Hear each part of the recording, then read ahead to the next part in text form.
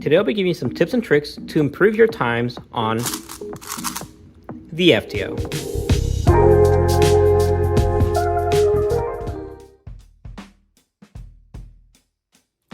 So my first tip for you guys is to learn notation the right way.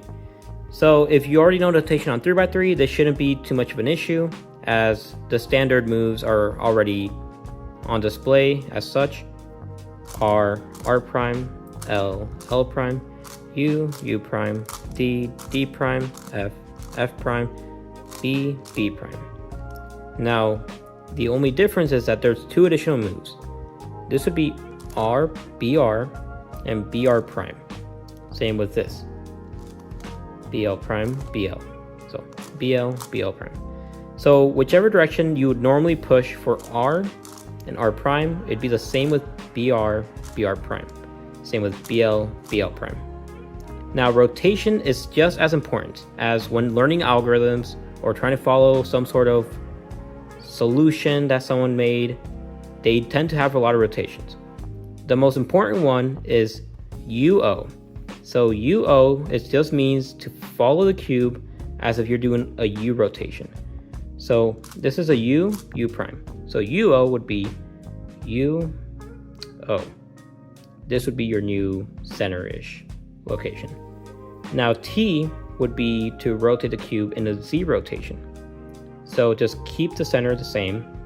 Now you will have a new top. So this would be your new U layer. So T and T prime. And yeah, that's about it for notation. Next up would be the color scheme. The most important thing when improving your speed on FTO is to learn your color scheme correctly. So you have to know your color scheme like the back of your hand. Basically, you have to know which color goes next to what, which center is oriented correctly and which ones aren't. And yeah, since you have no centers to go off of, you have to forcefully learn your color scheme. This is kind of like 4x4 in a way, and I will teach you guys how I learned my color scheme and how it could probably help you. So first, I want to learn my first hexagon. So I knew that red would be to the right of blue, to the left of purple. So hypothetically, if you get these two pieces, you will know that red will be next to purple. Now, with purple, same thing, just to the right of red, to the left of blue. Blue is to the right of purple, to the left of blue, red. And so yeah, so next up would be the centers that you orient after the first center. So when you're looking at orange, blue would be facing you while you're making it. Yellow would be on its right. So then you look at the bottom here, you know that green will have to be next to orange, because when you look at green from this angle, purple is in front of it, yellow is on its right. When you complete green, red should be over here, meaning that gray would be on top, yellow on the side, and yeah, blue will automatically be in the back.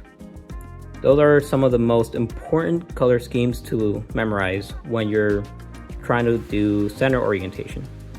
Last layer, it doesn't matter too much, since the only time you really need to know your color scheme is for orientation of last layer or anything like that.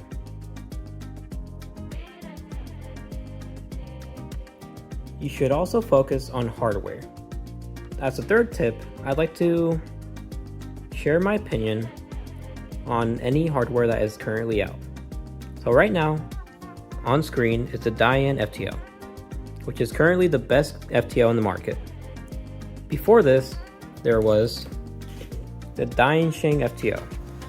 Dainsheng had a pretty good FTO, first one to be mass produced in I think a decade or something like that. It was pretty good, but it did pop a lot. It is a lot smaller than the Diane FTO though. So if you're looking for a smaller option, Dainsheng would be the place to go. Though it is prone to pop, so beware that it might pop on you while you're trying to solve.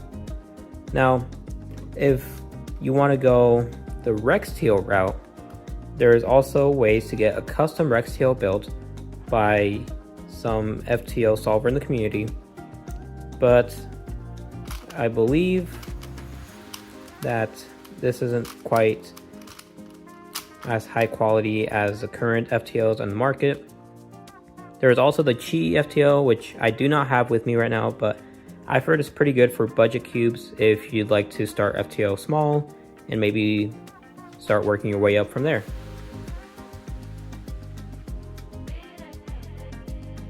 Alright, so moving on, I'll be talking about inspection. So from here on out, I will be talking about the Ben Cisco method. So if you haven't learned it yet, I would highly recommend to go watch Chris Choi's tutorial or even Ben Puzzle's tutorial. Both will be linked down below. Now, if you already know Ben Cisco's method, from here on out, all these tips will be directed directly to you. So, when using inspection, you should be looking for pairs and figuring out what color should go next to it. I'll pull up a scramble on my laptop and then explain what I'm talking about. Okay, here we are, scrambled FTO. So immediately I see this pair and this pair. Now, if you don't recall which piece goes next to it, look at the corners. If this corner were flipped, this would have to be blue. And same with this one. So this corner definitely resembles what would be next to this one, which would be purple. So I could either bring this one down or move this blue over and bring it down. I feel like since this is a one mover, it'd definitely be easier to just bring it down. Now you will bring this pair with it, so keep that in mind. So when you're doing that move, best thing to do is just prep so you can make another pair, which will move your triangle down here. Now obviously, normally this doesn't happen, but if it does happen, you can just do a three mover, up, or just right, up prime, right prime. If you see this case, it's just a three mover and you can get your hexagon done. Here's another example with a different scramble. Now, I immediately see this pair and see this corner on top of it. If you were to flip this corner, red would not be next to purple. So this color would have to be blue. Thankfully, blue is already back here, so it's a one mover. Now, while you're inspecting for that, you already know what move you're gonna make. Keep track of this pair in the back. So you move this over, you have this pair in the back ready to go. From here, just set it up so you can make this small trapezoid. And now you can just insert it like so. Finish your hexagon and it has the right color scheme.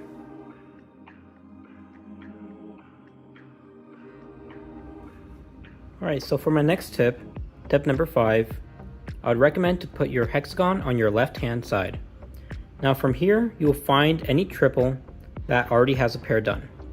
In this case, it would be this one.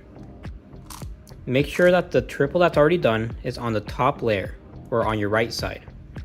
And from here, try to assess where you could pair up the purple. In this case, I see this one.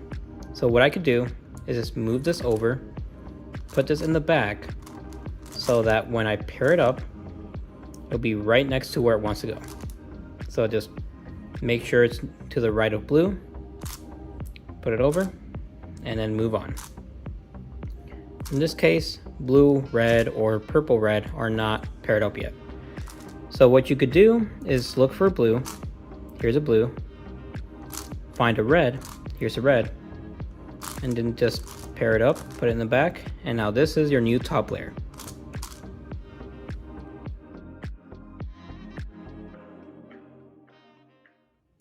Now we're moving on to tip number 6. So in tip number 6, you will continue to have the hexagon on your left hand side. And so what this enables you to do is you have a free U layer, R wide, and R layer to work with. In this step, we will be looking at how to efficiently make your hexagons correctly without messing up the color scheme. So immediately I see this pair right here can be paired up with this edge right here. And so what we'll do is an R move U. Now this pairs up this purple, orange, and orange blue. Blue would have to be facing U, while you're looking at orange on the top layer, which means these two colors are in the correct color scheme. So from here, what I'll do is I will move this corner, this triangle up here, and how I'll do that is by moving it to the top layer, moving it to the back right here with a R prime. I'll make this small trapezoid, move it over and pair it up. And that's how you get the first hexagon correctly made. Now, hypothetically, let's just assume that this purple was facing you with yellow on the right. This would be an incorrect color scheme. And how you would fix that is, if you notice that while you have this pair made, you will do a U prime, replace these two pairs with an R move, do a U, R wide prime, U, R prime, and that'll effectively solve your hexagon in the bottom. Now from here, you look at this bottom color, it's purple. If purple is facing you, green would have to be on top. So what you'll do is look at the top layer. Notice that this lonesome edge is up here. You will bring this down with a sledgehammer. So you will do an R wide move, then R prime, U, R. Now from here, you can see that the color scheme is correct. Now, hypothetically, let's say you paired it up incorrectly. So yellow would be here, purple would have to be in front, but purple is in the back. How you'll fix this is you'll do R prime, U prime, R, and that'll set them up in the correct location. Now put this large trapezoid on your left-hand side, and then just do a 3-move insert for the green side. And that's how you do your hexagons correctly.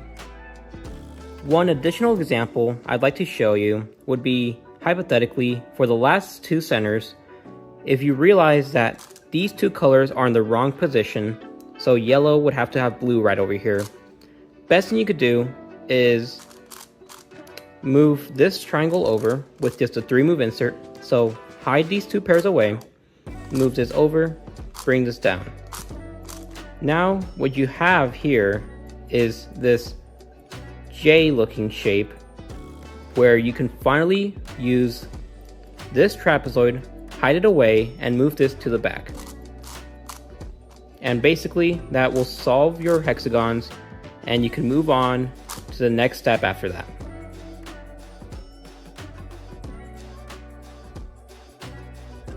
Alright, so tip number 7.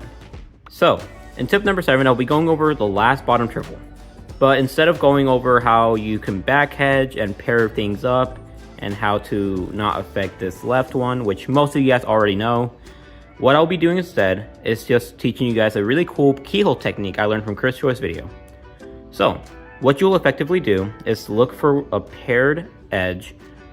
If it doesn't have the other one, that's completely fine. You'll insert it how you normally would. So you'll just do this setup move.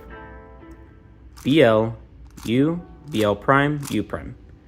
Now that move is going to be really important going into this next step, because that will set you up for the setup move. So the keyhole technique, you have to make sure this top color will be going down here. And what you do, this is the lefty version. You will do an R prime, BL, U, BL prime, U prime, R prime. And now the righty version, it can be done nearly the same way, where basically you'll have the pair up here, and if you're missing the right triangle, you will be just doing a setup move where it goes L, BR prime, U prime, BR, U, and then L prime. And that'll solve your bottom triangle. And that's how you do a LBT keyhole technique.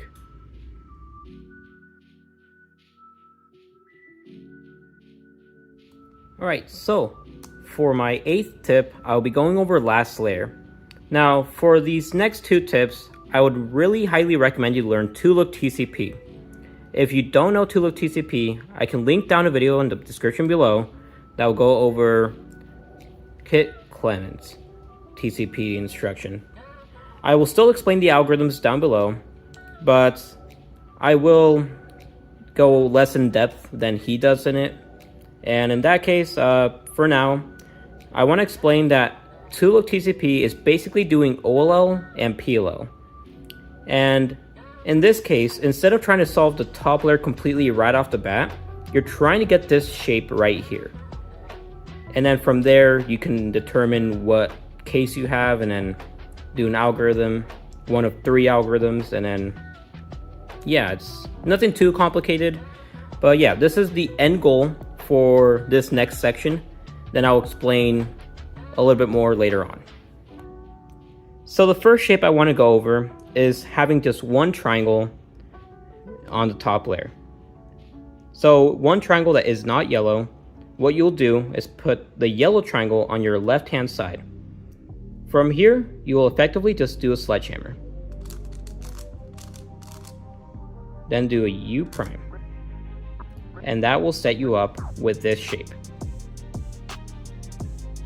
The next shape I want to go over is when you have 2 misaligned triangles. In this case, your front triangle should not be yellow. From here, what you'll do is do a back hedge. So just R, B prime, R prime, B. And now from here, you'll do a U prime, then just do a back hedge. And then just align it with a U, and there you go. You will have your shape created. The next shape I want to go over is when you have one triangle completed, and one of them just has the yellow on the wrong side. So in this case, what you will do is put the completed triangle down here on the back side. You will back hedge, and then you will do U prime, and that will complete your shape. The next shape I want to go over is when you have 2 corners twisted. The best thing you can do for this case is put it in the back, do a back hedge, do a U prime, then do a sledgehammer. Set it up with a U, and that'll set you up with the shape you need. The last shape I want to go over, personally, would be this really awkward shape. This triple is completed, this triangle is randomly here, and this corner has no non-yellow color here. Now, what you should do is make sure this bottom color is not yellow, make sure this is completed in the back, and this one will automatically have a yellow one there. You don't really have to check all 3 triangles, just checking for 2 should be enough. In this case, what you'll do is just sledgehammer from this angle, do a U, and that'll set you up with the Y looking shape. Now that we have that out of the way, I'd like to emphasize that I did not go through every shape you can possibly get. I just went through some of the most critical ones, or some that you will encounter very oftenly.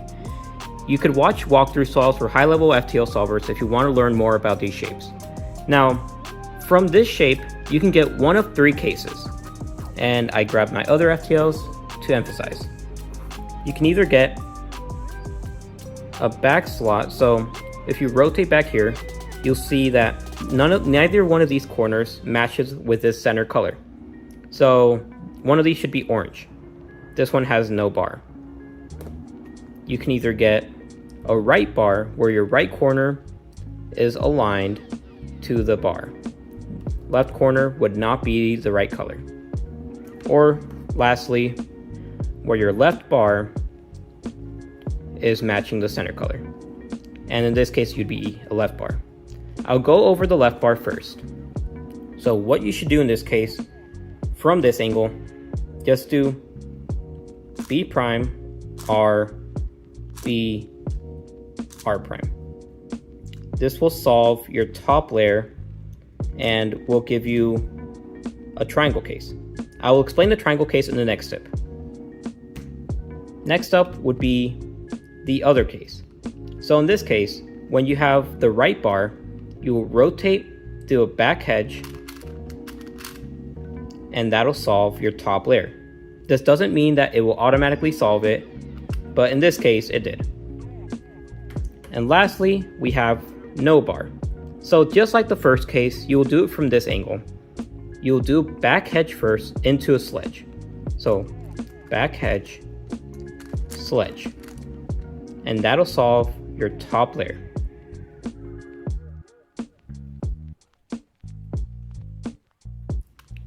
For my 9th tip, I'll be going over the middle layer cases when you have a triangle swap of some sort. There are 3 different cases, and the first one I'm going to go over is the parity case. Now, surprisingly, the parity case is actually the easiest one of the 3 to learn, as it is actually just an OLO case. If you know full OLO, you'll recognize this shape. This is OLO number 28, and the algorithm for this is R wide, U, R prime, U prime, M slice, U, R, U prime, R prime. You'll be doing the exact same thing with the FTO. You'll be doing a T rotation. So now, this is your top layer here. Whatever color is between these 2 swapped triangles. Now, 2 swap is actually not possible. So this triangle is going to be swapping down here, this one over here, this one back here.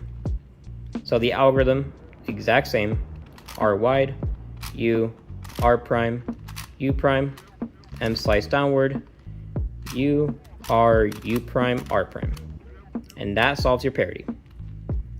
Now, the other 2 cases are going to be U-Perms.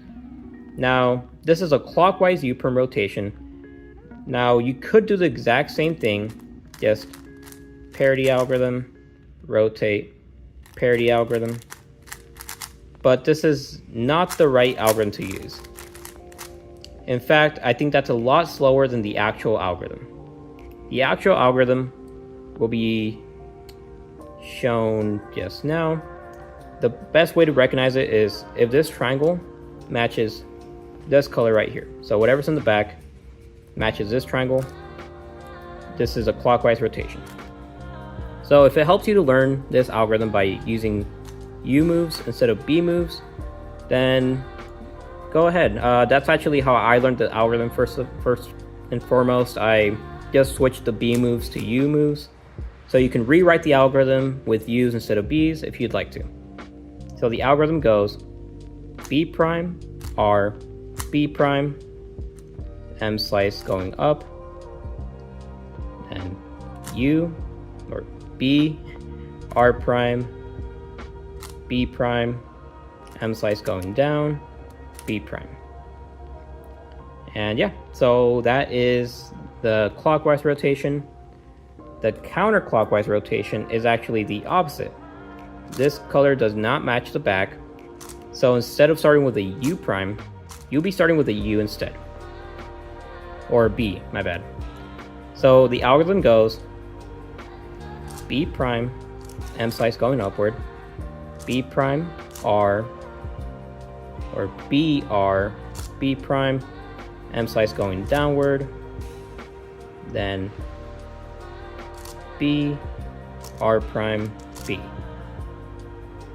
Now, if you'd like to go back and redo those algorithms or try to learn them, you are more than welcome to. These algorithms are pretty hard to learn.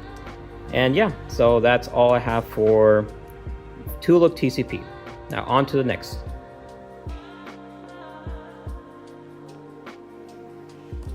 Now, the 10th and final tip is to learn full TCP.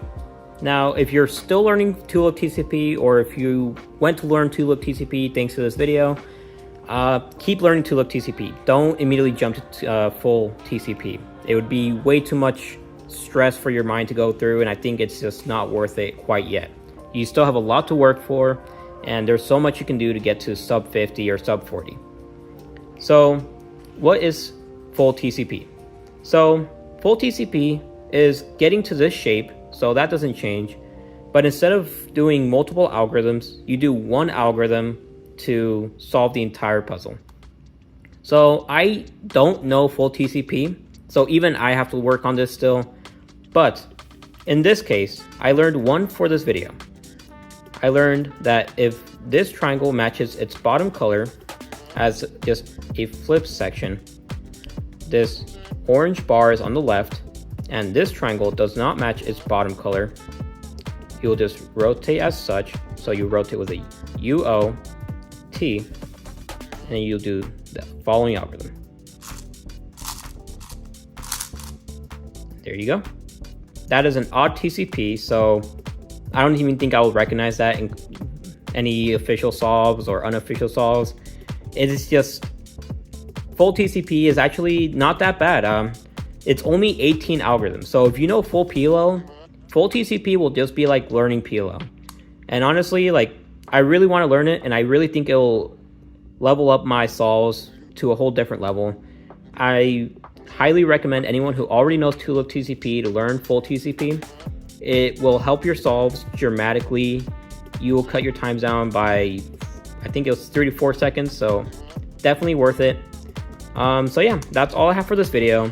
I hope you guys learned something from this video, and if you did, please consider subscribing and hitting that like button. Now, if you guys want to level up your FTO solves, I highly recommend watching more walkthrough solves, more example solves. It is the best way to improve your FTO solves, as you will always learn something new. Now, that's all for me in this video. I'll see you guys in the next video. Peace. This video was dedicated to Rachel Joy, Ann Peterson, Preston Huang, and Not Nikolai. Thank you guys so much for supporting me in this video and inspiring me to make this video. Hope you guys enjoyed this, and I hope you guys learned a lot from this video.